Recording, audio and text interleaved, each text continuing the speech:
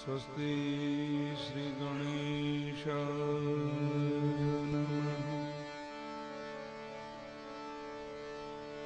श्री सरस्वत्यै नमः। श्री गुरुभ्यो नमः। श्री परमात्मने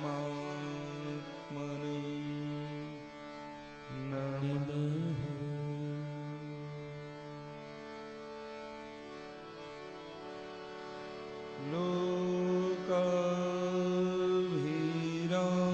लोकाभिरामम्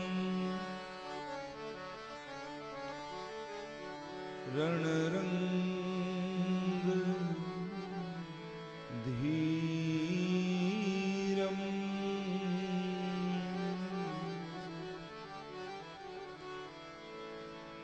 राजीवनेत्रम्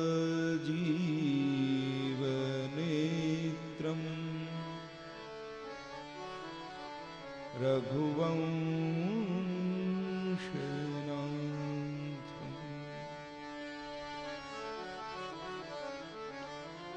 कारुण्यरूपम्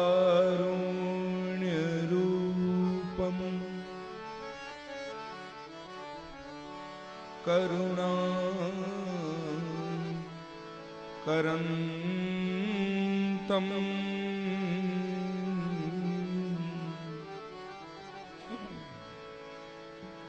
श्रीरामचन्द्रम्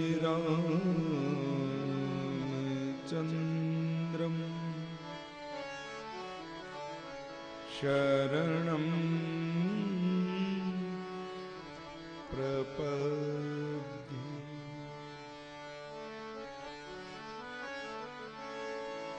मनोजवं मारुततुल्यवेगं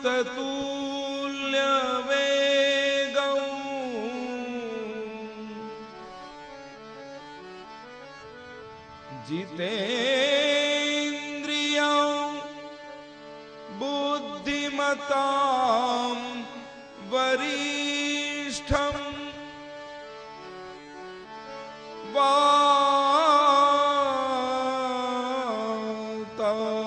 वातात्मजं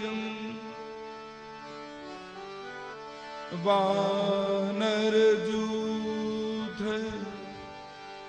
मुख्यम्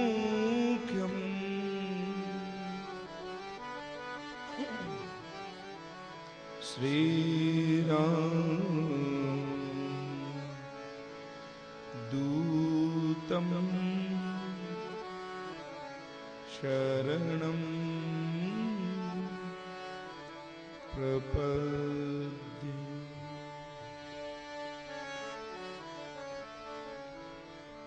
बोलिए रामचंद्र भगवान की जय।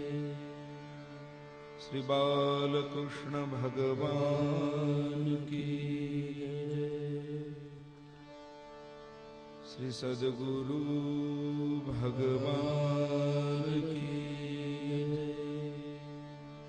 श्री बड़वाला भगवान की जय।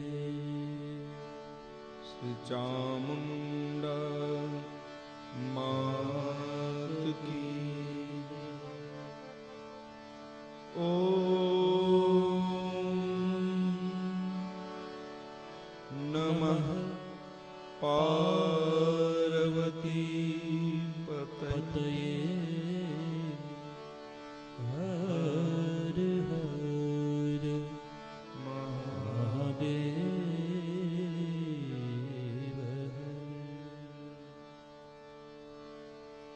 श्री राम जय राम जय जय राम। श्री राम जय राम जय जय राम। श्री राम जय राम जय जय राम। श्री राम जय राम जय जय राम। श्री राम जय राम जय जय राम। श्री राम जय राम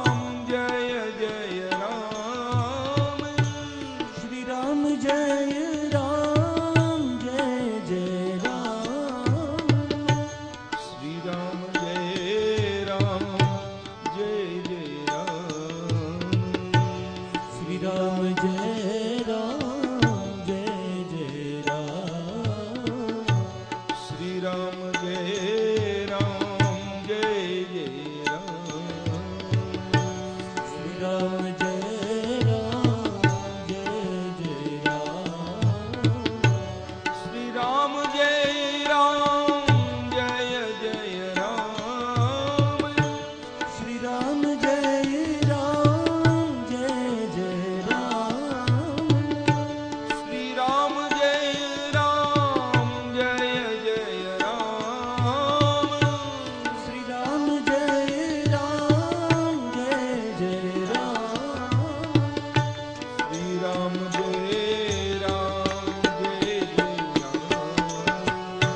શ્રી રામ જય રામ જય જય રામ શ્રી રામ જય રામ જય જય રામ શ્રી રામ જય રામ જય જય રામ શ્રી રામ જય રામ જય જય રામ શ્રી રામ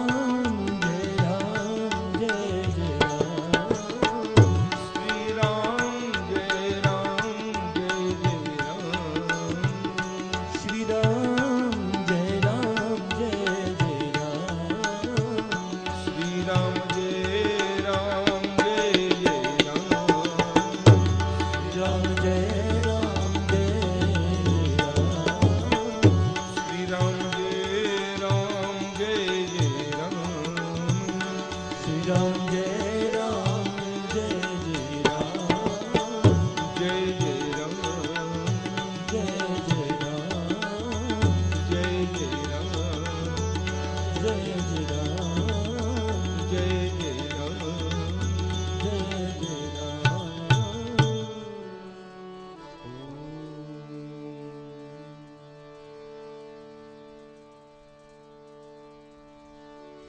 શ્રીરામચંદ્રમ શરણમ પ્રપદ્યે શ્રીરામદૂતમ શરણમ પ્રપદ્યે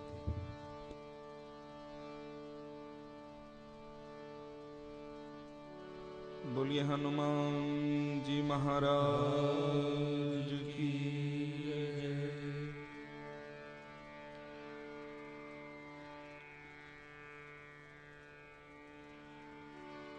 સાતમા દિવસની સવારની મંગલ પ્રભાતે કથામાં પ્રવેશ કરી રહ્યા છીએ ત્યારે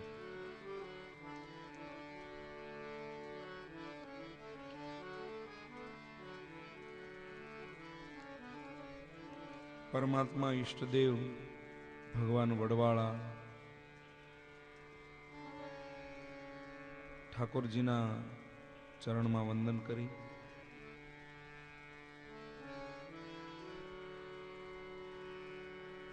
માં ચામુંડાના ચરણમાં વંદન કરી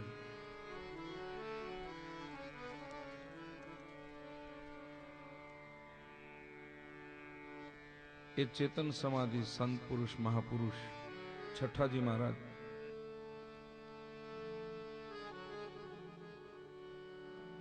એ પરંપરામાં વર્તમાન પીઠાધીશ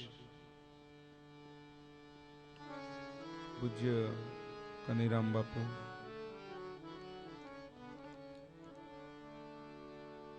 આ સર્વોના સંતોના આશીર્વાદ સાથે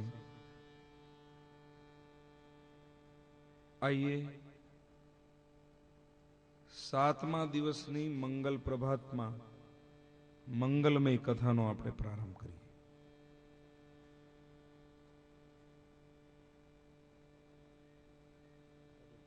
વહેલી સવાર કેવી હોય?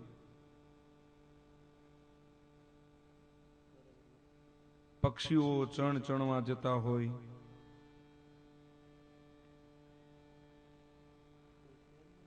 ગૌધુલીનો સમય એક કહેવામાં આવે છે ને ગૌધુલી સમય બે વાર આવે, સવાર ને સાંજ. ગૌધુલી એટલે ગાયો ઘાસ ચારો ચરવા જાય અને એના પગથી જે ધૂળ ઉડે. રામાયણમાં કથા આવે છે, ભગવાનનું રામજીનું લગ્ન ગૌધુલી સમયમાં થયું.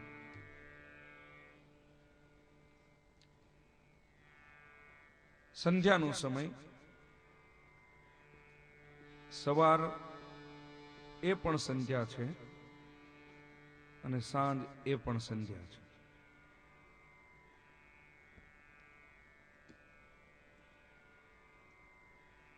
ગાયો ચારો ચરવા જતી હોય, પંખીઓ એના માળાથી નીકળી ચણચણવા જતા હોય, મંદિરમાં શિવાલયમાં ઘંટનાદ થતો હોય, બ્રાહ્મણો મંદિરમાં ઊભા રહી સંધ્યા કરતા હોય, ઘેરે હોમ યજ્ઞ આદિ કાર્ય કરતા હોય, સંધ્યાના સમયે નદીની અંદર ઊભા રહી ભગવાન સૂર્યનારાયણને અર્ઘ આપતા હોય.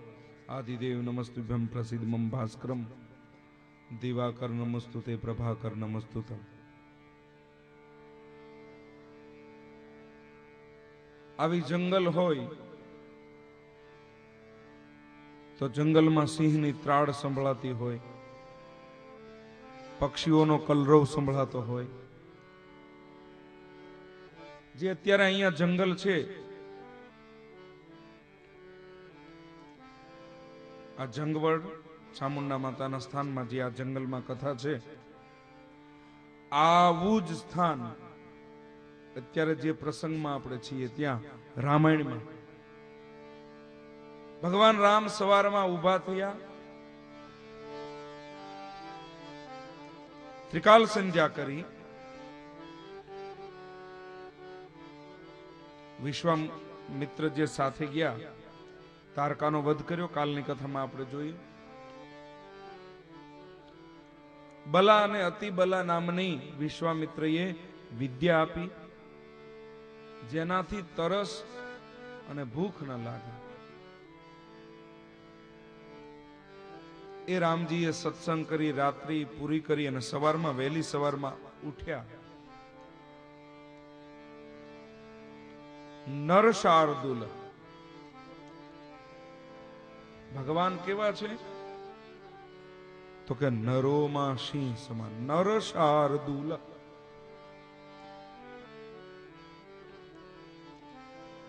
રામજી વહેલી સવારમાં ઉઠ્યા. પક્ષીઓનું ગુંજન, પક્ષીઓનો કલરવ એ આશ્રમની અંદર.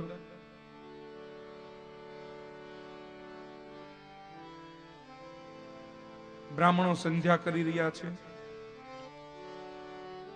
મહાત્મા લોકો, સાધુ મહાત્માઓ પઠન પાઠન કરી રહ્યા છે. એક બાજુ વેદ ઘોષ સંભળાઈ રહ્યો છે.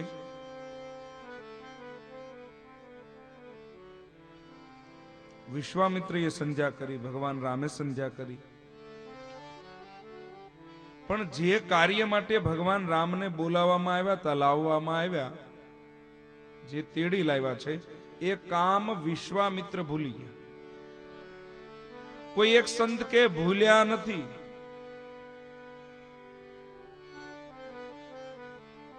યજ્ઞ કર્યા પછી અંતે તો ભગવાનની જ પ્રાપ્તિ કરવાની છે ને. યજ્ઞ કર્યા પછી ભગવાન મળતા હોય